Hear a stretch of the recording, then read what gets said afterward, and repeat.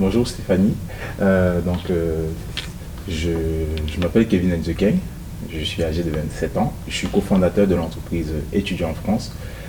Si je me suis déplacé dans vos locaux aujourd'hui, c'est parce que nous venons de signer un partenariat avec Y School. Pendant la présentation, je serai accompagné de Stéphanie, que je vais tout d'abord laisser se présenter. Bonjour, je suis Stéphanie Guglielmina, je m'occupe de la promotion et du recrutement à l'international pour Y Schools. On représente à l'international les trois écoles principales qui sont l'école supérieure de design, l'école de tourisme et SCBS, l'école de management, South Champagne Business School. D'accord. Pour aussi nous représenter, nous c'est l'entreprise Étudiants en France, en abrégé ETF. Étudiants en France, c'est une entreprise française qui accompagne les universités africaines et les étudiants internationaux qui souhaitent poursuivre les études supérieures en France.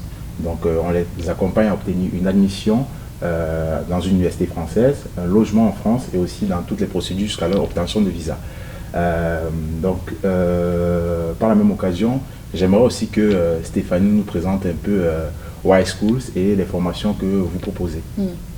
Donc Y Schools a plusieurs campus, mais là on est sur le campus principal qui est situé à Troyes. Donc la ville de Troyes, en tout, a environ 12 000 étudiants.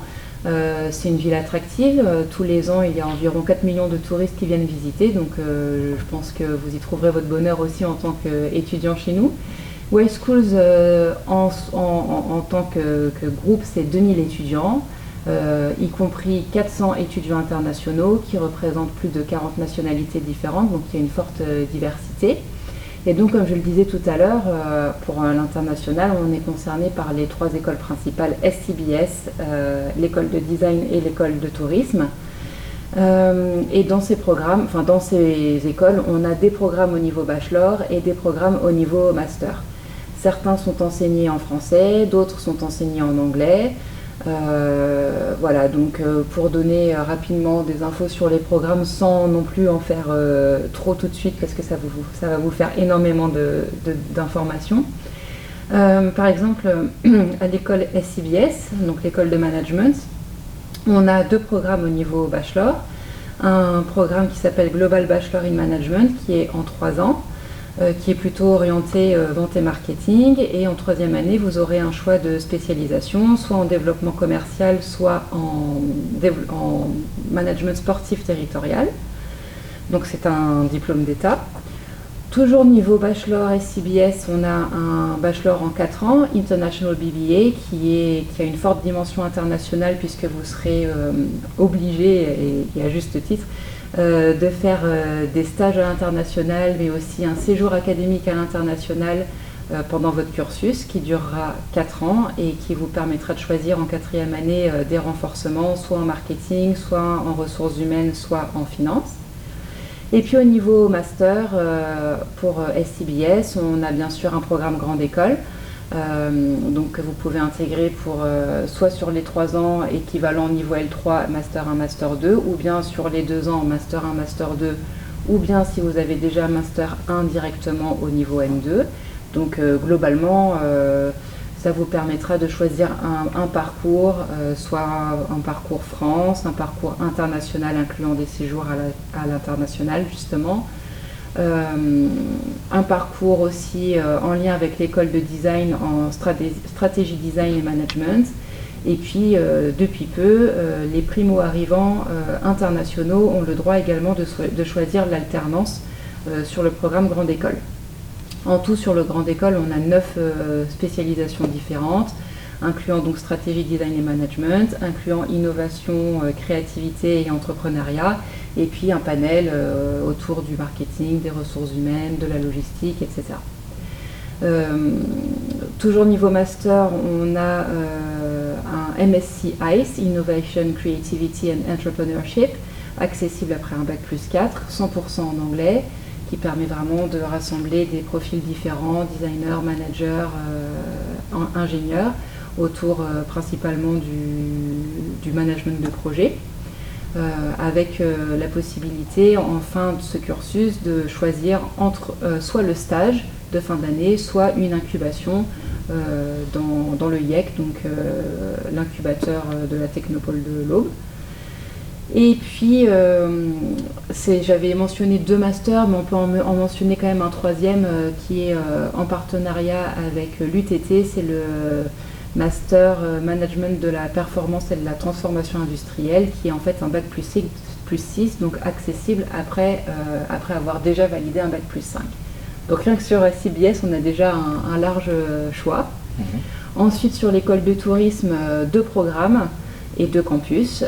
Donc, le bachelor tourisme en 3 ans et en français. Vous aurez le choix entre le campus de Metz et le campus de Troyes. Spécialisation en 3e année du bachelor tourisme en œnotourisme avec l'Institut Georges Chapas, donc double diplômant, ou bien développement de produits et services touristiques, ou bien encore management hôtellerie-restauration. Donc là aussi, chaque année, des stages pour développer la professionnalisation, un séjour académique en université partenaire en 2e année, et c'est également un diplôme d'État. Au niveau master à l'école de tourisme, on a un master en tourisme en 2 ans, avec un choix de 2 spécialisations, tourisme du luxe, et puis tourisme événementiel et des affaires. Donc le MBA tourisme, lui, il est en 2 ans, oui je l'ai dit, mais surtout en anglais. D'accord. Et puis enfin, à l'école de design, donc ce sera un cursus 100% en français, avec un choix entre 2 programmes. Un programme certifiant Bac plus 3 designer graphique et un diplôme d'État Bac plus 5 designer concepteur de projet. D'accord.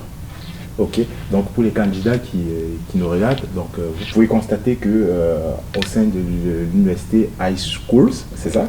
Oui, High Schools, ils proposent une diversité au niveau de ses formations. Donc, par la même occasion, Stéphanie, j'aimerais savoir à combien s'élèvent vos frais de scolarité et quelles sont les modalités de paiement que vous mettez à disposition de vos candidats. Donc les frais de scolarité vont bien sûr varier en fonction du programme choisi. Donc ça varie entre 7 200 € par an et 10 500 € par an en fonction du programme. D'accord. Voilà. Les modalités de paiement, donc d'abord quand on est admis, on demande un acompte admission qui s'élève à 2200 € et qui est remboursable en cas de refus de visa. 2 cas de figure. En cas de refus de visa, donc sur présentation du refus de visa, et en cas de non-obtention du diplôme qui permet d'accéder au programme. C'est-à-dire un étudiant qui est actuellement en 3e année de licence, qui n'a pas fini son cursus et qui va postuler en master, s'il s'avère qu'il n'a pas validé sa licence, là c'est un cas de figure où on peut rembourser l'acompte de 2200 €. D'accord. Donc le restant des frais de scolarité, on peut le payer soit en une seule fois au moment de l'inscription administrative, soit en plusieurs échelonnements. Donc quand on choisit de payer en plusieurs échelonnements, on a d'abord un versement de 1 000 € en septembre à la rentrée, et puis 4 tranches, donc octobre, novembre, décembre, janvier.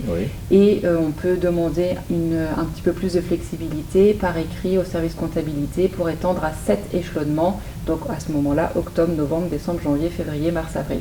D'accord, donc pour moi qui connais à peu près comment pensent les étudiants internationaux qui souhaitent venir en France. Donc aujourd'hui, si vous obtenez votre admission au sein de High Schools, la première des choses, ça sera de verser un acompte qui est de 2200 €. 2200 € et vous avez la possibilité d'être remboursé en cas de non-validation de votre année, si vous avez postulé sous réserve, peut-être validation de votre 3e année de licence, ou en cas de refus de visa. Donc garantissez-vous, High Schools, à penser à ça. Donc votre argent ne sera pas perdu. J'avais aussi une dernière question. C'était au niveau du profil de candidats qui sont aujourd'hui admissibles au sein de votre école. Les profils, et encore une fois, ça va dépendre du programme choisi, mais clairement, on donne une grosse part de la note d'admissibilité à la motivation et au sérieux du candidat. C'est-à-dire qu'on n'a pas de minimum académique. Bon, bien sûr, il faut avoir validé son diplôme, c'est normal. Oui. Mais un étudiant qui peut avoir des notes un peu plus basses aura ses chances à condition de nous présenter et de présenter au jury d'admission un projet d'études et de carrière solide. Donc il faut vraiment se préparer avant les tests d'admission, notamment avant l'entretien de motivation, pour bien réfléchir pourquoi je décide de venir en France, pourquoi je décide de venir à Y Schools et pourquoi je décide de choisir par exemple le BBA plutôt que le GBM ou l'inverse. Voilà. Il faut vraiment argumenter sur son projet d'études et de carrière. Après, on sait que le projet de carrière, il peut évoluer avec le temps, mais néanmoins, au moment où je postule, quelle est ma motivation réelle? D'accord. Donc, dans ce que vous avez dit, j'ai cru entendre qu'il y avait un entretien qui s'est passé avec le candidat. Donc, ça veut dire, quand le candidat envoie son dossier, s'il est admissible, après, il y a un entretien. C'est ça. On a une session d'admission par mois, grosso modo.